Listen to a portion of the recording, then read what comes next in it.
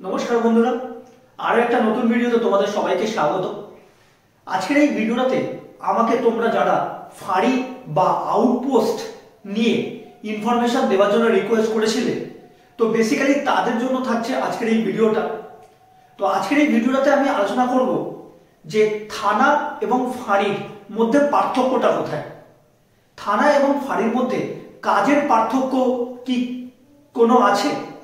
ফাঁড়ির চার্জে কে থাকে বা ফাঁড়ির চার্জে যিনি থাকেন তাকে কি বলে? একটা ফাঁড়িতে বা আউটপোস্টে কত ফোর্স থাকে এবং কি কাজ হয়, এই সমস্ত বিষয় নিয়ে থাকছে আজকের এই ভিডিওটা। তো ভিডিওটা চলো মন দিয়ে ভিডিওটা শুরু করি এবং তোমরা অবশ্যই ভিডিওটা খুব মন দিয়ে দেখবে এবং ভালো লাগলে অবশ্যই আমাকে কমেন্টে জানাবে এবং অবশ্যই একটা লাইক ও শেয়ার করবে। ঠিক আছে, তো বেসিক্যালি আমি বলি যে সমস্ত থানার এরিয়া অনেক বড় এরিয়া হয়, মানে একটা থানার জুরিডিকশন যদি অনেক বড় জুরিডিকশন হয় তো সাধারণত সেই থানাটা আইসি থানা হয় এবং জুরিডিকশন অনুযায়ী কোন থানাটা আইসি থানা হবে এবং কোন থানাটা ওসি থানা হবে সেটা ডিপেন্ড করে।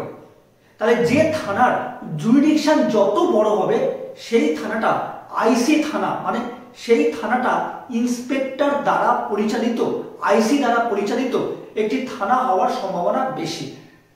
এবার যখন একটা থানার জুরিডিকশন অনেক বড় হচ্ছে তখন সেই থানার পক্ষে বা সেই আইসির পক্ষে ওই টোটাল এত বড় জুরিডিকশনটা মেনটেন করা অনেক সময় কি হয়, সম্ভব হয়ে ওঠে না। তখন সেই আইসি ওনার থানার মানে একজন আইসি ওনার থানার যে মেজবাবু আছেন সেই মেজবাবুর সাথে ডিসকাস করে, আলোচনা করে এবং জেলার যে এসপি সাহেব আছেন সেই এসপি সাহেবের সাথে আলোচনা করে আর একজন দক্ষ এবং অভিজ্ঞ সাব ইন্সপেক্টরকে দিয়ে থানার যে এরিয়ায় সব থেকে বেশি গন্ডগোল বা ঝামেলা প্রবণ এরিয়া, থানার যে এরিয়াটা সব থেকে বেশি গন্ডগোল ঝামেলা বা যে এরিয়ায় খুন মার্ডার এগুলো বেশি হয় সাধারণত, সেই এরিয়াতে একটা ফাঁড়ি তৈরি করা হয়, সেই থানা দ্বারা পরিচালিত। তাহলে ফাঁড়ি হচ্ছে থানার আন্ডারে। ঠিক আছে, তাহলে যে সাব ইন্সপেক্টরকে দিয়ে সেই ফাঁড়ির দায়িত্ব সেখানে পোস্টেড করা হলো, সেই ফাঁড়িতে যাকে পোস্টেড করা হলো তাকে সাধারণত, মানে ফাঁড়ি বলতে কিন্তু আউটপোস্ট বলতে আমরা সাধারণত ফাঁড়িকেই বুঝি। তাহলে একটা থানার জুরিডিকশন যদি অনেক বড় হয়, সেই বড় জুরিডিকশনটাকে একটা থানার আইসির দ্বারা সম্ভব হয়ে ওঠে না সব সময় মেনটেন করা। তখন আইসি স্যার তার থানারই একজন দক্ষ এবং অভিজ্ঞ সাব ইন্সপেক্টর দ্বারা সেখানে একটি ফাঁড়ি তৈরি করেন বা সেখানে একটি ফাঁড়ি ক্রিয়েট করেন, যাতে সেই এরিয়ার যে কোনো রকম প্রবলেম বা যে কোনো রকম সমস্যা যাতে চট করে ফাঁড়ি গিয়ে সেই ঝামেলা বা গন্ডগোলটাকে টেক অফ করতে পারে এবং পরবর্তীকালে তাদের দ্বারা ইনফরমেশন পেয়ে থানা থেকে অ্যাভেলেবেল ফোর্স সেখানে এসে উপস্থিত হতে পারে। তাহলে যতক্ষণ না থানা থেকে ফোর্স এসে সেখানে উপস্থিত হচ্ছে ততক্ষণ ফাঁড়ি সেই গন্ডগোলটাকে নিয়ন্ত্রণ করার চেষ্টা করে। এই ফাঁড়ির দায়িত্বে যে সাব ইন্সপেক্টর যিনি থাকেন তাকে কিন্তু জোনাল বলা হয়। ঠিক আছে, তাকে জোনাল সাহেব বলা হয়। তিনি র্যাঙ্কে একজন সাব ইন্সপেক্টর, অবশ্যই তাকে র্যাঙ্কে একজন সাব ইন্সপেক্টর হতে হবে। ঠিক আছে, এবং তিনি ডিপার্টমেন্টাল সাব ইন্সপেক্টর বা ডাইরেক্ট সাব ইন্সপেক্টরও হতে পারেন। এটা নিয়ে কোনো জোনাল হওয়ার জন্য ডিপার্টমেন্টাল সাব ইন্সপেক্টর বা ডাইরেক্ট সাব ইন্সপেক্টর এরকম কোনো ক্রাইটেরিয়া নেই। আচ্ছা, একটি ফাঁড়িতে যেহেতু এটা থানা থেকে কন্ট্রোল করার জন্য সেখানে ফাঁড়িটা তৈরি করা হয়েছে, তো ফাঁড়িতে সাধারণত বেশি ফোর্স কিন্তু থাকে না। হয়তো একজন জোনাল থাকেন সাব ইন্সপেক্টর, হয়তো দুজন বা তিনজন এএসআই থাকলেন।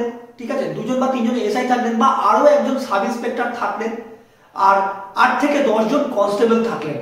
এছাড়া অনেক ক্ষেত্রেই দেখা যায় বর্তমানে যে সমস্ত বড় থানার আন্ডারে যেখানে ফাঁড়ি আছে সেই ফাঁড়িতে কিন্তু ব্যাটালিয়ানে যারা জেনারেল ফোর্সে যে সমস্ত কনস্টেবল এএসআইরা থাকে সেই ব্যাটালিয়ান থেকে কিন্তু সেখানে ক্যাম্প করা হয়।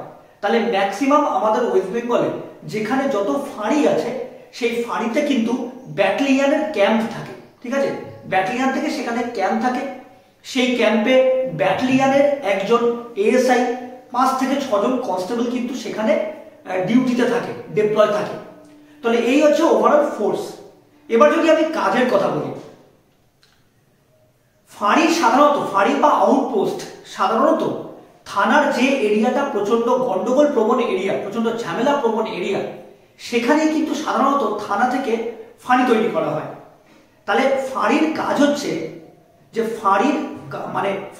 হচ্ছে যে ওই এলাকাতে চট করে যদি কোনো চুরি ডাকাতি, কোনো ঝামেলা, কোনো অশান্তি, কারোর মধ্যে মারপিট, কোনো খুন খারাপি কিছু যদি হয়ে থাকে, তো ফাঁড়ির কাজ হচ্ছে চট করে গিয়ে সেখানে গিয়ে টেক অফ করা এবং ইনিশিয়াল পিরিয়ডে জাস্ট প্রাইমারি একটা ইনভেস্টিগেশন করা। এছাড়া ম্যাক্সিমাম কাজটাই কিন্তু থানার। তাহলে ফাঁড়ির এক্ষেত্রে কিন্তু যে ল অ্যান্ড অর্ডার সিচুয়েশন বা কেস কামারি, ল অ্যান্ড অর্ডার সিচুয়েশনটাকে হ্যান্ডেল করাটা as early as possible, law and order সিচুয়েশনটাকে হ্যান্ডেল করাটা থানার কাজ। কিন্তু কেস কামারি বা সেই জায়গাটায় ইনভেস্টিগেশন, ঠিক আছে, তো ইনভেস্টিগেশন বা কেস কামারির টোটাল পার্টটা কিন্তু থানা থেকেই নিয়ন্ত্রিত হয়। এবার থানার বড়বাবু যদি মনে করেন যে ফাঁড়িতে থাকা কোনো একজন এএসআই কে বা ফাঁড়িতে থাকা কোনো একজন সাব ইন্সপেক্টরকে সেই কেসের ইনভেস্টিগেশনের দায়িত্ব দেবেন, সে ব্যাপারটা কিন্তু আলাদা।